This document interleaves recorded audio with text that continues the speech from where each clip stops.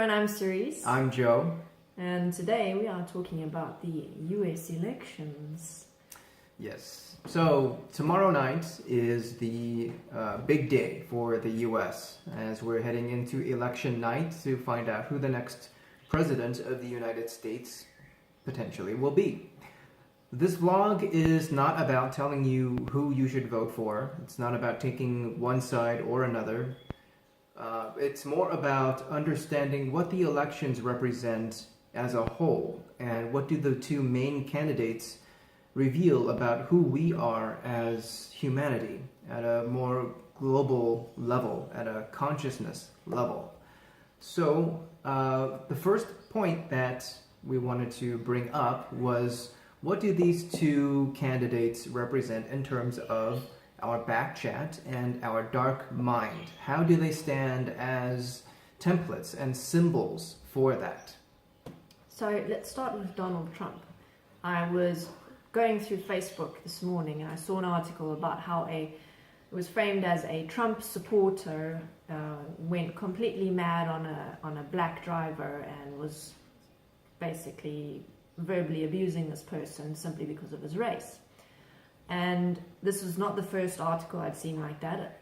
A lot of the Trump supporters are framed as being racist, big discriminators, very opinionated when it comes to different kinds of groupthink that we have in our societies. So Trump is essentially standing as that point of, he is the manifestation of our back chat. He's the manifestation of all those nasty thoughts we have about people and all the things that we actually want to say and do to people. And he says it and he does it. And now because he's in this position of power, because he very well may be the next president of America, people look up to him and he becomes the reason and the excuse and the justification to also start acting out on that secret, dark, dirty part of your mind. Those thoughts that you usually don't talk about. The things that you usually don't say to people outright. The things that you would normally filter out.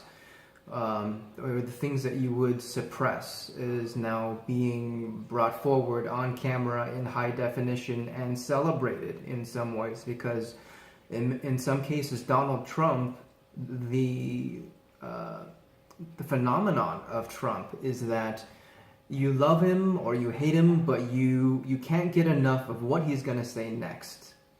And it's just amazing the things that he'll say, and then the way that he'll kind of address it afterwards. You'll notice he doesn't actually apologize. He apologizes in a way of saying, yeah, I'm sorry for being me. I'm sorry that I am who I am, but that's not going to change. So there isn't like a point of actually reflecting or taking back the self or being self-responsible within the comments, within his behavior, within his mindset. Actually looking at, who am I within saying these things and thinking these things? And am I a reflection of the best potential of humanity? So I won't get into that. That's a whole separate vlog I can do on my own. So it's really important to see that as kind of a template, a symbol of what that represents within all of us. He is, in a way, exposing us to all of the nasty stuff that we've been holding on to. And in many ways, people resonate with Donald Trump because he may not be the best president. He may not be the right choice for America as a political figure.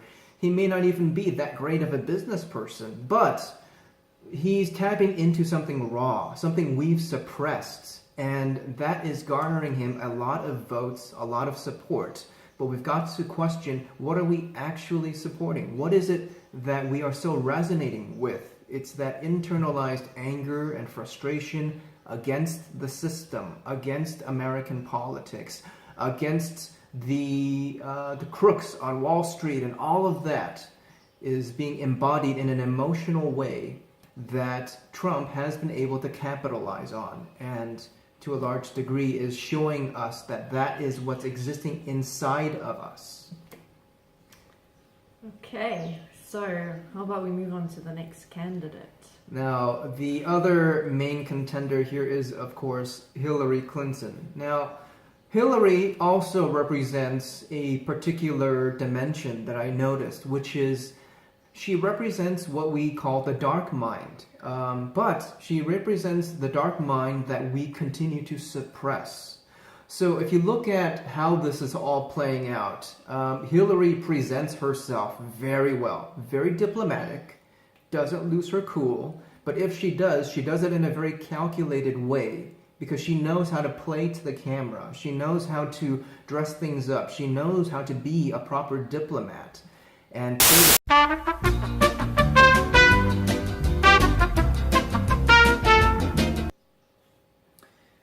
she knows how to play the political game. So sorry about that hiccup in the transmission. We just received word from Hillary's press aides that we're not allowed to talk about that.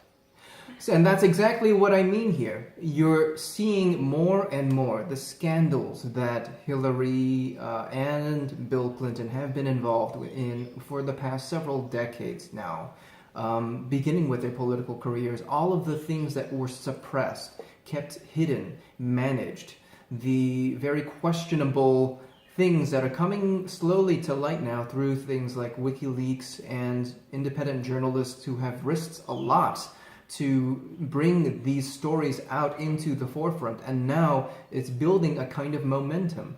Yet, Hillary still maintains her public cool. So you're seeing that exact dimension of our own dark minds. And here, dark minds is all of the stuff that we ourselves don't want to look at.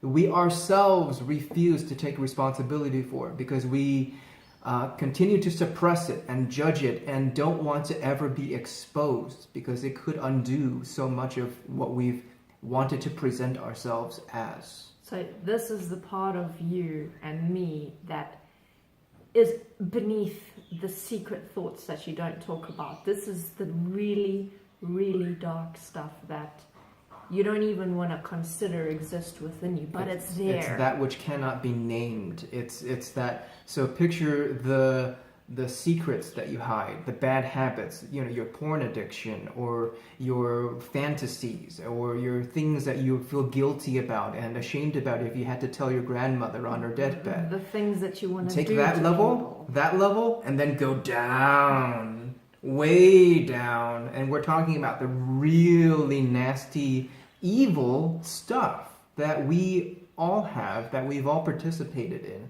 But we keep it so locked up and we so convince ourselves that it's not there, that it becomes this masterful magic trick that we do to ourselves. On the one hand, keeping it all inside and locked up and presenting a public face that to appearance seems normal. And that's exactly what Hillary Clinton has been living as in the example of her in this campaign. So here we have these two points manifested. Donald Trump being our backchat and what happens when we accept the backchat and validate the backchat as valid and start spewing it out. And Hillary Clinton, which is our dark mind that we continue to try to suppress, but we don't notice how the more we try to fight and suppress and present a public image, the more that actually discredits us further for those who know what to look for those who have their eyes open. So these are the dimensions that I think are more important, that are more substantial than any kind of policy debate that you're going to see over mainstream media.